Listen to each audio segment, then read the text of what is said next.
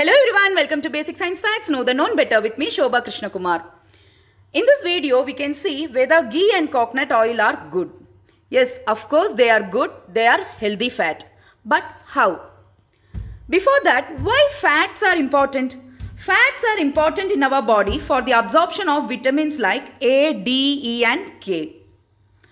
And another biggest question is, will consuming ghee and coconut oil put on weight? The answer is no. To understand this, we will see the science behind it.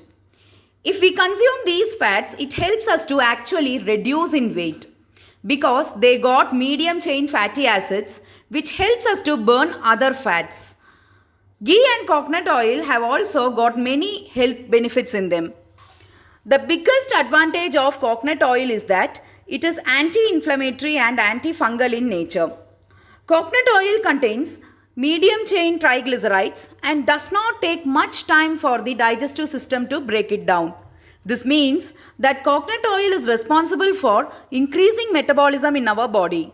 Therefore, it is great for weight loss and it is good for skin, hair and those with digestive issues.